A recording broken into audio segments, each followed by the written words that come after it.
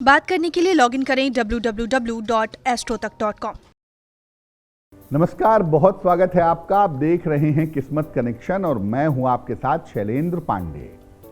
बहुत सारे लोग चाहते हैं कि वो प्रशासनिक सेवा में जाएं और हर वर्ष लाखों लोग प्रशासनिक सेवा की तैयारी कर पाते हैं, लेकिन उसमें से चंद लोगों को ही सफलता मिल पाती है। आप लोग बहुत सारे मेल भी हमें भेजते हैं कि मेरा सिलेक्शन प्रशासनिक सेवा में होगा या नहीं होगा। तो आज हम आपको बताएंगे कि ज्योतिष के नज़रिए से वो कौन से ग्रह होते हैं, वो कौन सी स्थितियां होती हैं जब कोई व्यक्ति प्रशासनिक सेवा में पहुंच जाता है। सबसे पहले जानते हैं कि कुंडली में वो कौन से ग्रह होते हैं जो प्रशासनिक सेवा में ले जाते हैं। देखिए, प्रशासन के मुख्य रूप से दो ग्रह हैं। एक है राजा यानी सूर्य और दूसरा है सेनापति यानी मंगल। कभी कभी इसमें चंद्र की भूमिका भी होती है, लेकिन ज्यादातर सूर्य और मंगल ही प्रशासनिक सेवा के ग्रह माने जाते हैं। सूर्य की मजबूती से राज्य का उच्च पद व्यक्ति को मिलता है और मंगल की मजबूती से सेना या फोर्स का उच्च पद व्यक्ति को प्राप्त होता है।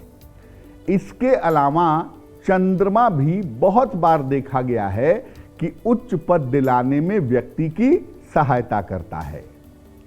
कुंडली में एलिमेंट बड़े इंपॉर्टेंट होते हैं, तत्व बड़े इंपॉर्टेंट होते हैं और अग्नि तत्व या पृथ्वी तत्व के मजबूत होने पर भी व्यक्ति प्रशासन में जाता है, एडमिनिस्ट्रेशन में जाता है।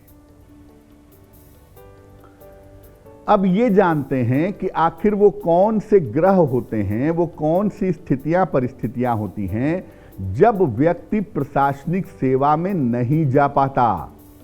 देखिए, अगर किसी कुंडली में सूर्य भी कमजोर हो गया और मंगल भी कमजोर हो गया तो प्रशासन का जो तत्व है, एडमिनिस्ट्रेशन का जो एलिमेंट है, वो कमजोर होगा और आप प्रशासनिक सेवा में नहीं जा पाएंगे।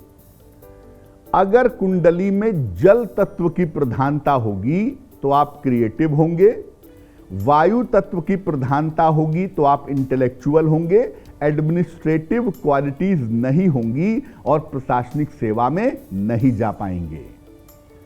अगर किसी कुंडली में बृहस्पति या शुक्र मुख्य ग्रह हो जाएं तो प्रशासनिक सेवा में जाना कठिन होता है। ऐसी स्थिति में न्यायिक सेवा में, ग्लैमर फील्ड में, टीचिंग में जाने की संभावना ज्यादा होती है।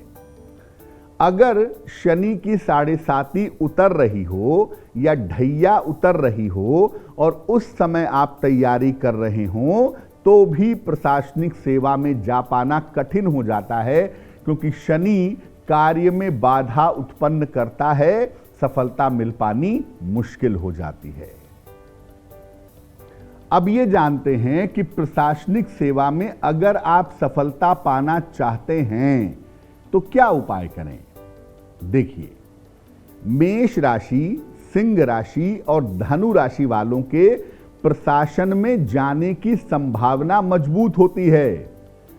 इनको नियमित रूप से सूर्य भगवान को जल देना चाहिए और साथ ही साथ नित्य प्रातः आदित्य हृदय स्तोत्र का पाठ करना चाहिए। ऐसा करने से प्रशासन में जाने की संभावना बढ़ेगी। साथ ही साथ ये सलाह लेकर के एक मूंगा भी पहन सकते हैं, वो इनके लिए काफी फायदेमंद हो सकता है। वृषभ, कन्या और मकर राशि में प्रशासन के गुण तो होते हैं, लेकिन संघर्ष की वजह से सफलता नहीं मिल पाती और अगर ये प्रशासन में जाते भी हैं तो काफी स्ट्रगल के बाद, काफी संघर्ष के बाद जा पाते हैं। इन लोगों को हनुमान जी की बहुत उपासना करनी चाहिए, खूब उपासना करनी चाहिए और शनिवार की शाम को पीपल के नीचे दीपक जलाना चाहिए। साथ ही साथ प्रशासन में सफलता मिले, इसके लिए सलाह लेकर के इनको एक पन्ना भी पहनना चाहिए, वो इनके लिए काफी फायदेमंद रहेगा। मिथुन, तुला और कुंभ राशि के जो लोग होते हैं वो सामान्यतः चंचल स्वभाव के होते हैं और आम तौर पर एक लक्ष्य पर ध्यान नहीं रखते। कभी सोचते हैं इस रास्ते पर चलेंगे, कभी सोचते हैं उस रास्ते पर चलेंगे। अगर आप प्रशासन में जाना चाहते हैं तो आप नियमित रूप से भगवान शिव की उपासना करिए। साथ ही साथ सलाह लेकर के अगर आप एक नीलम पहने तो ये आपके लिए बहुत अच्छा रहेगा। कर्क, वृश्चिक और मीन राशि के लोग शासन तो करते हैं लेकिन प्रशासनिक सेवा से नहीं, ज्यादातर राजनीतिक सेवा से या अन्य माध्यमों से इनके राजनीति में जाने की संभावना ज्यादा होती है। अगर आपकी राशि कर्क, वृश्चिक या मीन है और आप प्रशासन में जाना चाहते हैं तो चंद्रमा को मजबूत करिए। सलाह लेकर के एक माणिक्य भी अगर आप पहने तो आपके लिए फायदेमंद जरूर होगा। चलिए अब कार्यक्रम के अंत में जान लेते हैं क्या है आज की सलाह। अगर आप बहुत अच्छा काम करते हैं, बहुत बढ़िया काम करते हैं, इसके बावजूद भी आपको यश नहीं मिल पा रहा है तो क्या करेंगे? रोज सवेरे जल में रोली मिला करके सूर्य भगवान को जल अर्पित करें और जब आप जल चढ़ा लेंगे तो आप देखेंगे कि लोटे के किनारे पे जरा जरा सी रोली लगी रह जाती है।